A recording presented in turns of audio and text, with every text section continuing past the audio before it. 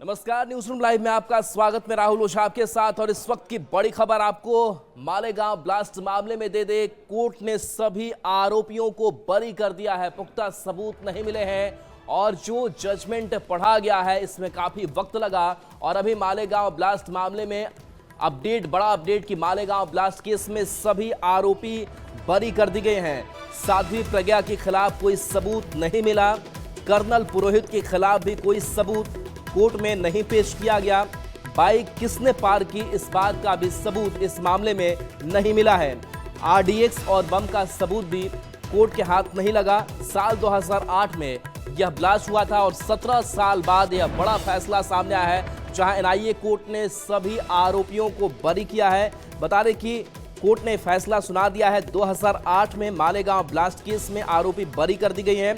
Malegaon blast case में सभी 7 आरोपी बरी किए गए हैं। बता दें कि साध्वी प्रज्ञा समेत सभी 7 आरोपी जिनको बरी कर दिया गया है। मालेगांव बम ब्लास्ट की अगर बात करें तो 2008 में 29 सितंबर को करीब रात के 9:30 का वक्त था जब यह पूरी घटना हुई थी, ब्लास्ट हुआ था और इस मालेगांव बम ब्लास्ट में 6 की मौत उस वक्त हो गई थी। 2008 में 100 से ज्यादा घायल हो गए थे और इसी मामले में आज यह बड़ा फैसला जो है वो निकल करके सामने आया है। तो कोर्ट ने कहा कि सांसद प्रज्ञा के नाम ब्लास्ट वाली बाइक नहीं थी। 6 लोगों की इस हादसे में मौत हो गई थी। तो 17 साल बाद एनआईए की स्पेशल कोर्ट की तरफ से ये बड़ा फैसला सामने आया। एक नया टर्मिनोलॉजी बना था 2008 के बाद भगवा आतंक, उस टर्मिनोलॉजी को आज मुंबई के एनआईए कोर्ट ने पूरी तरह से खत्म कर दिया है और इस पूरे मामले में जो लंबी जिरह है, लंबी तारीख पर तारीख पड़ती गई, कई सैकड़ों यहाँ पे गवाह आते गए, उस पर आज फाइनल मोहर मुंबई के एनआईए कोर्ट ने लगा दिया है और सभी के सभी 7 आरोपी जो इसमें थे उन सभी को बाइज्जत बरी कर दिया गया। जसप्रीत। बिल्कुल, तो आपको 7 आरोपी जिनको बरी कर दिया गया है उनमें सबसे पहला नाम साध्वी प्रज्ञा सिंह ठाकुर का जो बरी की गई है। लेफ्टिनेंट कर्नल पुरोहित, इसके साथ मेजर रमेश उपाध्याय बरी किए गए हैं। अजय राहेरकर भी बरी किए गए। 7 आरोपी और 7 के 7 को बरी कर दिया गया। सूझबूझ से जजमेंट दिया है। पहले उन्होंने पॉइंटर्स रखे, इंपॉर्टेंट 4-5 पॉइंट रखे और पॉइंटर्स रखने के बाद ही ये लगभग समझ में आ चुका था कि सभी के सभी आरोपी बरी होने वाले। पहला पॉइंट उन्होंने रखा था कि जो बाइक है वो प्रोसिक्यूशन ये स्टैब्लिश नहीं कर पाया कि वो बाइक जो है वो साध्वी प्रज्ञा सिंह के जो अक्यूज नंबर 1 थी इस पूरे मामले में और मास्टरमाइंड थी। दूसरा पॉइंट जज ने कहा कि कर्नल पुरोहित का रोल साफ तौर पर जो प्रोसिक्यूशन है वो स्टैब्लिश नहीं कर पाया कि उन्होंने आरडीएक्स कहाँ से लिया, कहाँ से मंगवाया, उसको रखाया।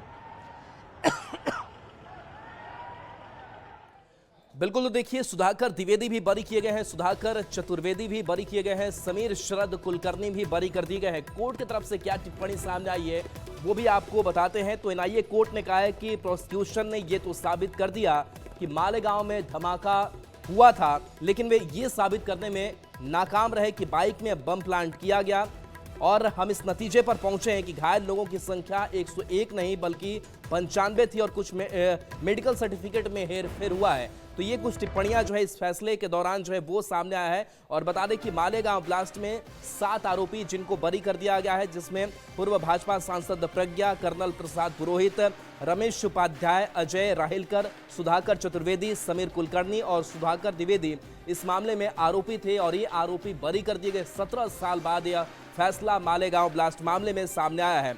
बता दें कि आरोपी कर्नल श्रीकांत प्रसाद पुरोहित जिनको बरी किया गया है इस मामले में, और लगातार सुधाकर चतुर्वेदी की तरफ से भी कहा यह जा रहा था कि इस मामले में हमें न्याय मिलेगा और आखिरकार जो फैसला है वो सामने आ चुका है।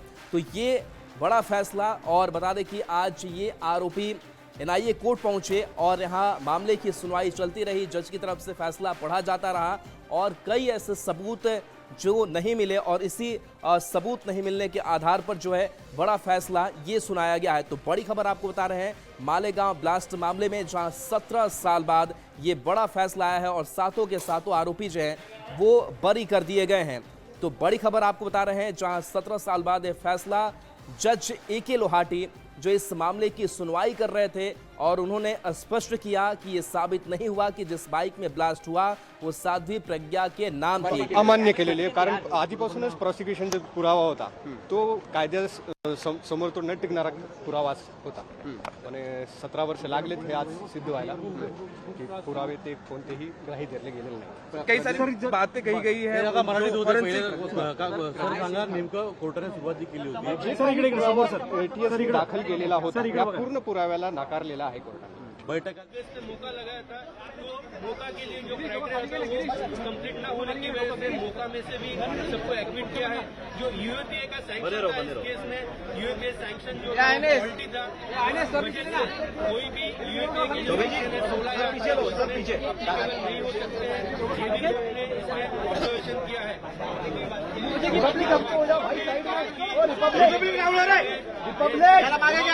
बहुत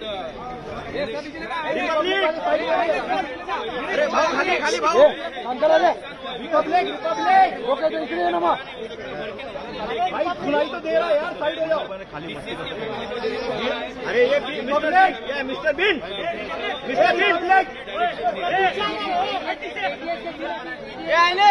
सूरज मराठी जो आतंकवाद का विषय था ऐसा कोई विषय है नहीं। इसमें देखा कई सारे कॉमन है, इस बारे में हमने पिटीशन भी फाइल की है।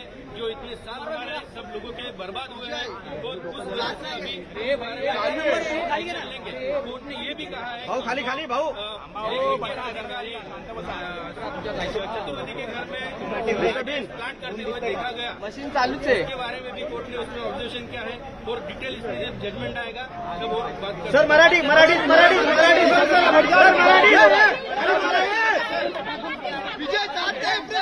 अरे चालू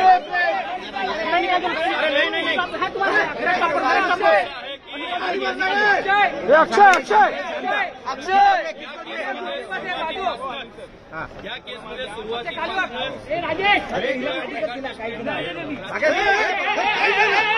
अक्षय अक्षय अक्षय दिनेश अक्षय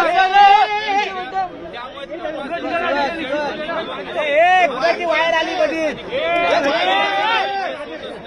अशा वेळी बिल्कुल, तो आप एनआईए कोर्ट से वकीलों को आप सुन रहे थे और वकीलों ने यह जानकारी दी कि किस तरीके से सबूत के अभाव में इन सातों को बरी कर दिया गया है। तो फैसला जस्टिस लाहौटी ने पढ़ा और कई टिप्पणियां की गई। उन्होंने कहा कि आतंक का कोई धर्म नहीं होता। इसके साथ साथ ये भी कहा कि कोई धर्म हिंसा का समर्थन भी नहीं करता है। तो जजमेंट जो पढ़ा जा रहा था उसमें इन बातों का जिक्र किया गया, जिसमें सभी 7 आरोपी अब बरी कर दिए गए हैं। फैसला पढ़ते हुए जस्टिस लाहौटी ने इस बात का भी जिक्र किया और इस मामले में बड़ा फैसला सामने आया है, जहां साध्वी प्रज्ञा समेत 7 आरोपी बरी कर दिए गए हैं और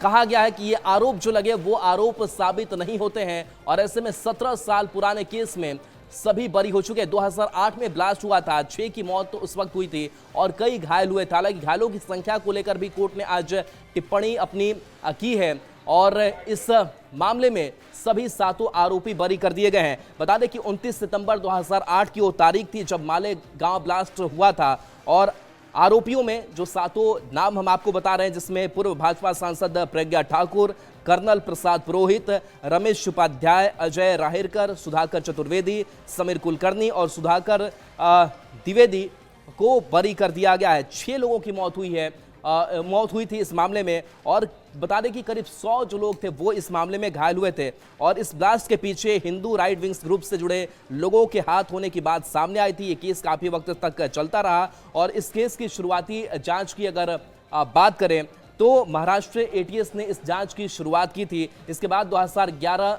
की अगर डेडलाइन में हम आते हैं तो ये मामला लगातार फैसले की तरफ आगे बढ़ता चला गया, लेकिन इस 17 साल बाद ये बड़ा फैसला सामने आया है। बता दें कि 2011 में केस एनआईए को सौंपा गया था और 2016 में एनआईए ने इस मामले को लेकर के अपनी जो चार्जशीट थी वो दायर की थी। तो समीर शरद कुलकर्णी जो बरी कर दिए गए, 17 साल बाद ये बड़ा फैसला सामने आया है और कोर्ट ने कई बड़ी टिप्पणियां भी की है और एनआईए कोर्ट ने सभी आरोपियों को बरी कर दिया है। और बता दें कि 3 जांच एजेंसियां इस पूरे मामले को लेकर के जांच करती रही और इस सुनवाई के दौरान 4 जो जज है वो भी बदले गए और इससे पहले 8 मई 2025 को ये फैसला जो है वो सामने आना था, लेकिन बाद में 31 जुलाई तक के लिए इसे सुरक्षित रख लिया गया था और आज यह फैसला सबके सामने आ चुका है, जहां सातों के सातों आरोपी बरी हो चुके हैं।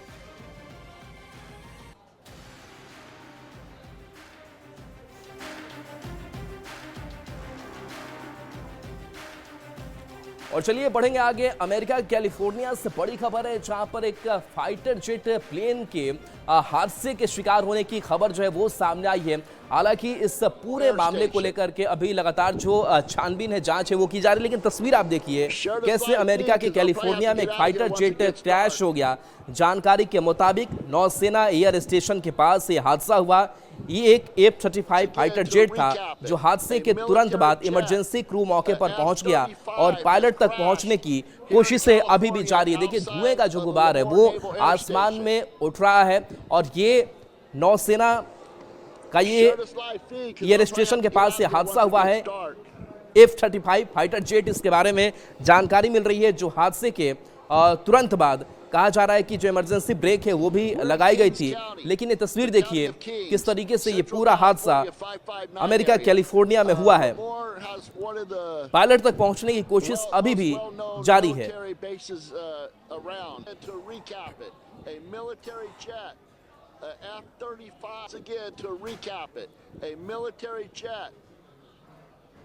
अब बात उत्तरी सिक्किम की बात करते हैं, जहां पर लैंडस्लाइड की घटनाएं लगातार इन दिनों देखने को मिल रही है। मौसम की बेरुखी है, बारिश हो रही है और बारिश की वजह से कई जगहों पर पूरा जल जमाव है, बाढ़ जैसी स्थिति है और ऐसे में इसका जो दोहरा असर है यहाँ के लोगों पर पड़ता हुआ दिखाई दे रहा है। ये तस्वीरें हैं वो हैरान करने वाली है, दहशत में डालने वाली ये तस्वीर है, जहाँ देखिए कैसे बारिश के बाद ज़बरदस्त लैंडस्लाइड हो गया।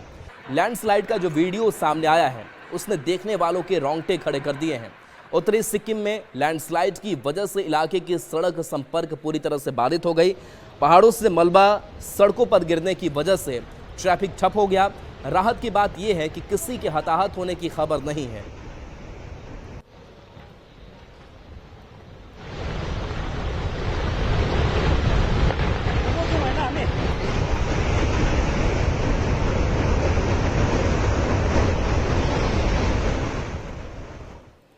तो पहाड़ से लेकर के मैदान तक सभी जगहों पर बारिश का सिलसिला लगातार जारी है और ऐसे में दिल्ली एनसीआर की अगर बात करें तो दिल्ली एनसीआर से जो तस्वीर निकल करके सामने आई है वो तस्वीर बता रही है कि चारों तरफ कैसे पानी पानी जो है वो दिल्ली एनसीआर दिखाई दे रहा है। ये तस्वीरें आपको दिखा रहे हैं, कई जगहों पर जो पेड़ हैं वो टूट पड़े हैं सड़कों पर और ये तस्वीर आप तक पहुँचा रहे हैं, जहाँ दिल्ली एनसीआर में भी कल रात से रुक रुक कर बारिश हो रही है।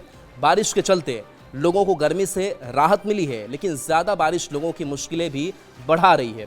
जगह जगह ट्रैफिक जाम हो रहा है। मौसम विभाग के मुताबिक दिल्ली में भी 3 दिनों तक मौसम ऐसे ही रहने की संभावना है।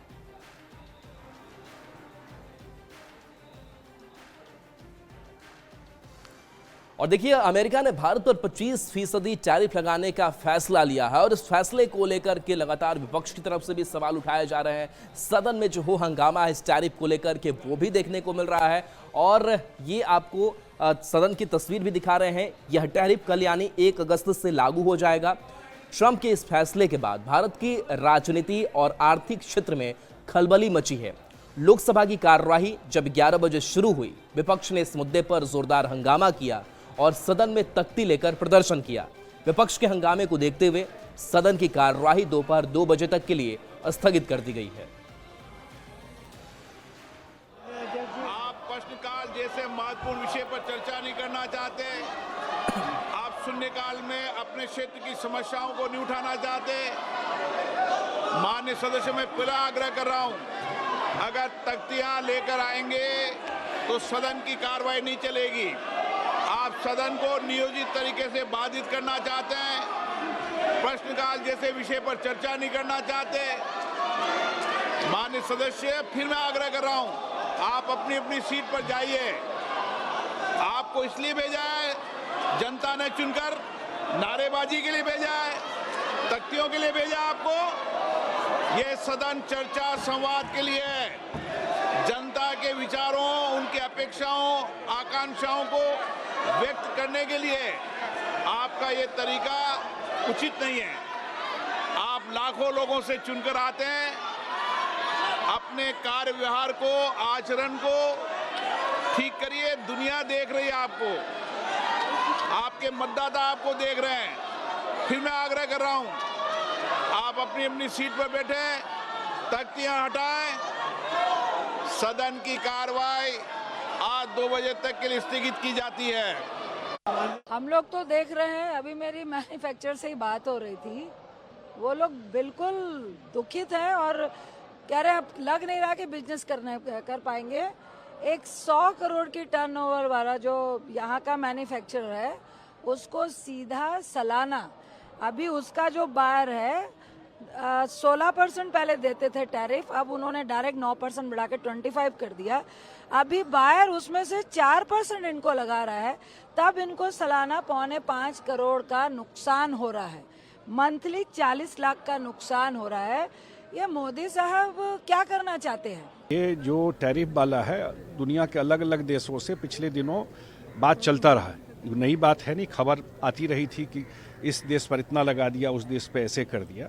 तो जो बेस्ट इंटरेस्ट में होगा देश के, वो काम सरकार करेगी। सरकार का बयान भी आया है, और ख़ास करके जो हमारे किसान हैं और एमएसएमई सेक्टर है, उस दोनों में जो भी उनके इंटरेस्ट में होगा, उस इंटरेस्ट में सरकार काम करेगी।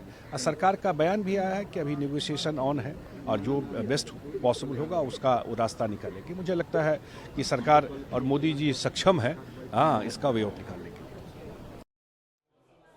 और देखिए, पहलगाम हमले के बाद से भारत पाकिस्तान को एक के बाद एक बड़े झटके देता हुआ दिखाई दे रहा है, जिसका सीधा असर जो है वो पाकिस्तान और पाकिस्तान के लोगों पर पड़ता हुआ दिखाई दे रहा है। सिंधु जल समझौता, जिसे 22 अप्रैल को ही निलंबित कर दिया था, और अब एक और बड़ा झटका, चिनाब नदी पर सावलकोट जल विद्युत परियोजना अब जमीन पर उतरने जा रही है। सरकार ने इसके लिए टेंडर जारी कर दिया है। इस जल विद्युत परियोजना के तैयार होते ही पाकिस्तान जाने वाले चिनाब के पानी पर भारत का बड़ा नियंत्रण हो जाएगा, और ये पाकिस्तान की चिंता का सबसे बड़ा कारण बनेगा। भारत ने 22 अप्रैल को सिंधु जल संधि को निलंबित कर दिया था, जिसके बाद से ही पाकिस्तान की बेचैनी बढ़ी हुई है, और अब नई जल बिजली परियोजना की तैयारी पाकिस्तान का ब्लड प्रेशर बढ़ाने वाला है।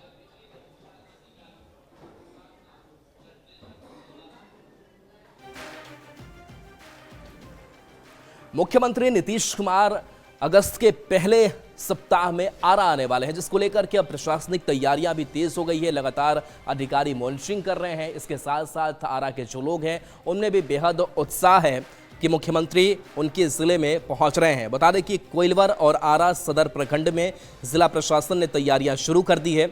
न्यूज़ 18 संवाददाता चंदन की इस रिपोर्ट को देखिए। अगस्त महीने के पहले सप्ताह में बिहार के मुख्यमंत्री नीतीश कुमार भोजपुर आ सकते हैं। इसको लेकर के जिला प्रशासन ने एहतियात के तौर पर मुख्यमंत्री के संभावित आगमन को लेकर कोइलवर प्रखंड एवं आरा सदर प्रखंड में तैयारी शुरू कर दी है। इन 2 प्रखंडों में मुख्यमंत्री का आगमन हो सकता है। प्रगति यात्रा के दौरान किए गए विकास कार्यों की घोषणाओं को देखने के लिए और उसके उद्घाटन शिलान्यास को लेकर के मुख्यमंत्री नीतीश कुमार भोजपुर आने वाले हैं, और उनके संभावित दौरे को लेकर के जिला प्रशासन के द्वारा तैयारी भी शुरू कर दी गई है, ताकि जब यहाँ मुख्यमंत्री पहुंचे तो वो तमाम विकास कार्यों को वो देख सके और उसका उद्घाटन शिलान्यास कर सके। उसको लेकर के तैयारी भी जिला प्रशासन ने शुरू कर दी है। हालांकि अगर संभावित तिथि की बात करें तो इसको लेकर के कोई डेट अभी निर्धारित नहीं किया गया है, लेकिन स्पष्ट तौर पर अगस्त महीने के पहले सप्ताह में मुख्यमंत्री नीतीश कुमार भोजपुर पहुंच सकते हैं, और यहाँ पहुंच करके वो कई प्रगति यात्रा के दौरान किए गए विकास कार्यों की समीक्षा करेंगे और उससे संबंधित अधिकारियों से फीडबैक लेंगे। चंदन कुमार, न्यूज़ 18 भोजपुर। गोपालगंज में केंद्रीय विद्यालय के भवन निर्माण का रास्ता अब साफ हो चुका है। जमीन आवंटन को लेकर के मुख्यमंत्री नीतीश की कैबिनेट ने इस पर मुहर भी लगा दी है, जिसको लेकर के अब तैयारियां जो जिला स्तर से भी की जा रही है। बता दें कि मुख्यमंत्री नीतीश कुमार ने कैबिनेट बैठक में जमीन आवंटन को मंजूरी दे दी है। डीएम ने बताया कि मांझा प्रखंड के भोजपुरवा के पास विद्यालय के लिए जमीन का चयन हुआ है। यहाँ छात्रों के लिए आधुनिक क्लासरूम, भवन, कैंपस और शिक्षकों के लिए क्वार्टर बनाए जाएंगे। जायजा लिया है न्यूज़ 18 संवाददाता गोविंद कुमार ने। देखिए, वहाँ पर जो केंद्रीय विद्यालय को जमीन दी गई उसमें 14 एकड़ जमीन था। अल्टीमेटली कैबिनेट के डिसीजन से उसमें 3 पॉइंट समथिंग डिसमिल जमीन को स्वीकृति मिली है राजस्व भूमि सुधार विभाग के द्वारा। तो और इसका कैबिनेट डिसीजन भी हो गया है, कैबिनेट अप्रूवल मिल गया इसको, तो अब ये निर्माण का कार्य प्रारंभ होगा। इस चिर प्रचितित कार्य को हम लोगों ने जमीन उपलब्ध कराया है और इससे यहाँ की शिक्षा व्यवस्था में आमूलचूल परिवर्तन आएगा, ऐसा मेरा विश्वास है। गोपालगंज में केंद्रीय विद्यालय का नया भवन बनाने के लिए सरकार ने जमीन का आवंटन कर दिया है। मुख्यमंत्री नीतीश कुमार की कैबिनेट से इसकी मंजूरी भी मिल गई है और अब केंद्रीय विद्यालय का जो नया भवन है वो मांझा प्रखंड के भोजपुरवा के पास डोमाहाता मौजे में बनेगा। गोपालगंज के डीएम पवन कुमार सिन्हा ने इसकी जानकारी देते हुए कहा है कि केंद्रीय विद्यालय का अभी जो भवन है वह बीएम इंटरमीडिएट कॉलेज के बिल्डिंग में चल रहा है, जो काफ़ी जर्जर हो चुका है और अब सरकार ने केंद्रीय विद्यालय के लिए जमीन का आवंटन कर दिया है और जल्द ही केंद्रीय विद्यालय का भवन के निर्माण कार्य भी शुरू हो जाएगा। ऐसे में केंद्रीय विद्यालय का भवन बन जाने के बाद यहाँ के न सिर्फ छात्रों को सुविधा मिलेगी बल्कि इस विद्यालय के शिक्षक और शिक्षकेतर जो कर्मचारी हैं उनके लिए वहाँ पर अपार्टमेंट भी बनेगा। तो गोपालगंज के केंद्रीय विद्यालय के छात्रों और शिक्षकों के लिए ये खुशखबरी है, क्योंकि अब राज्य सरकार ने कैबिनेट की बैठक में इसकी मंजूरी दे दी है और जल्द ही इस भवन के निर्माण का कार्य भी शुरू किया जाएगा। गोविंद कुमार, न्यूज़ 18। भारत निर्वाचन आयोग ने पूरी कोशिश की कि जो बिहार में एसआईआर की प्रक्रिया हो रही है वो प्रक्रिया पूरी तरीके से निष्पक्ष और सही तरीके से किया जाए, लेकिन कई स्तरों पर इस एसआईआर के प्रोसेस में गड़बड़ी भी देखने को मिली। गोपालगंज का एक मामला सामने आया है जहां पर बीडीओ की बड़ी लापरवाही सामने आई है। मतदाता पुनरीक्षण का काम शुरू होने के बाद सदर प्रखंड के बीडीओ जितेंद्र कुमार कार्यालय से बिना सूचना के 20 से 22 दिनों से गायब हैं। बीडीओ की लापरवाही पर डीएम ने निर्वाचन आयोग को रिपोर्ट भेजी है और बीडीओ को सस्पेंड करने के लिए विभाग को अनुशंसा भेजी है। जायजा लिया है न्यूज़ 18 संवाददाता गोविंद कुमार ने। भारत निर्वाचन आयोग की ओर से शुरू की गई एसआईआर के दौरान गोपालगंज सदर के बीडीओ ने बड़ी लापरवाही की है। बीडीओ ने बिना किसी सूचना के एसआईआर शुरू होते ही भूमिगत हो गए और कार्यालय छोड़कर 20 से 22 दिनों से लापता है। ऐसे में इस मामले को गोपालगंज के डीएम पवन कुमार सिन्हा ने गंभीरता से लिया है और बीडीओ के विरुद्ध न सिर्फ कार्रवाई की है बल्कि सस्पेंड करने के लिए निर्वाचन आयोग को भी पत्र लिखा है। सदर बीडीओ जितेंद्र जी के बारे में यही कहना है कि जब एसआईआर का काम शुरू हुआ उसके प्रारंभिक 2 से 3 दिनों के बाद ही वो चले गए बिना किसी सूचना के, और जैसे ही हमें सूचना मिली कि वो अकस्मात बिना किसी सूचना के चले गए हैं, इसकी सूचना हमने निर्वाचन आयोग को भेजी। निर्वाचन आयोग ने तत्काल उनको निलंबित करने की अनुशंसा उनके पैतृक विभाग को दे दी। ऐसे में अंचल कार्यालय और सदर प्रखंड कार्यालय का कामकाज और एसआईआर से संबंधित कार्य बाधित न हो, इसके लिए डीएम ने सदर अंचल के सीईओ रजत वर्णवाल को बीडीओ का प्रभार सौंपा है। तो पिछले 20 से 22 दिनों से गोपालगंज सदर के बीडीओ जितेंद्र कुमार बिना किसी सूचना के कार्यालय से गायब हैं और अब उन पर कार्रवाई शुरू की गई है। गोविंद कुमार, न्यूज़ 18। खबर सासाराम अनुमंडल क्षेत्र से है, जहां पर कई वार्ड इन दिनों जल जमाव से जूझ रहे हैं। लोगों को काफ़ी परेशानी हो रही है और ये हर साल ऐसी ही तस्वीर होती है जहां पूरे बारिश के मौसम में लोगों का जीना दुभर हो जाता है। तस्वीर देखिए कैसे बाइक जो है इसी रास्ते से होकर के निकल रही है। नगर निगम क्षेत्र के वार्ड नंबर 17 और 18 में जल जमाव से लोग परेशान हैं। पूरे साल में करीब 5 महीने तक की स्थिति ऐसी ही रहती है। इसके कारण पैदल आने वाले गाड़ी से और आने जाने वाले लोगों को काफ़ी परेशानी होती है। संवाददाता अजीत कुमार की इस रिपोर्ट को देखिए। का न्यू एरिया मोहल्ला है और न्यू एरिया मोहल्ला के लोग जो हैं नागरिक सुविधाओं के लिए परेशान हैं। खासकर सड़क नहीं है बेहतर तरीके से और जल जमाव की स्थिति है। बहुत दिक्कत है, हम लोग के बच्चों लोग पढ़ाई नहीं कर पाते हैं, इतना पानी हो जाता है कमर भर। ऑटो वाला तबीयत खराब होता है तो ऑटो वाला भी नहीं आने का नाम नहीं लेता है। कितना पैसा देंगे हम लोग तो नहीं आने का नाम लेता है, तो हम लोग नहीं जाएंगे। बहुत ज़्यादा समस्या है। मान लीजिए किसी का तबीयत खराब है, फीवर लगा हुआ है और वो ऑटो वाला एक तो इधर आने का नाम नहीं लेता है, ऊपर से वो बीमार आदमी पानी में चल के जाएगा तो बताइए अब उसका और कितना डिग्री बुखार बढ़ेगा कि नहीं बढ़ेगा, है ना। समस्या है तब बहुत ज्यादा दिक्कत है। बच्चों को इधर पढ़ाई लिखाई करना है, ट्यूशन आना जाना, दूर तक से हम लोग को लेने जाना है। मान लीजिए डिलीवरी है किसी का, अब ऑटो वाला आएगा नहीं तो कैसे हो जाएगी औरत। लोगों का कहना है कि कई जगह गुहार लगाने के बाद ये नगर निगम क्षेत्र है, शहरी क्षेत्र है, और शहरी क्षेत्र में जो जल जमाव की स्थिति है, जिसके कारण यहाँ के जो लोग हैं वो नारकीय जीवन जीने को विवश हैं। अजित कुमार, न्यूज़ 18, सासाराम। और देखिए खबर दानापुर से है, जहां पर स्कूली बच्चों को पढ़ाने की बजाय उनको सड़क मरम्मती के काम में लगा दिया गया है। बाल श्रम का आरोप इनके ऊपर लगा है। बता दें कि स्कूली बच्चों से सड़क की मरम्मत करवाई गई। इसका वीडियो भी सोशल मीडिया पर वायरल हो रहा है। मामला बीबीगंज के श्याम सुंदर अनुसूचित जाति प्राथमिक विद्यालय का है। वीडियो सामने आने के बाद लोगों ने शिक्षिका पर बाल श्रम के आरोप लगाए हैं। हालांकि न्यूज़ 18 इस वायरल वीडियो की पुष्टि नहीं करता है।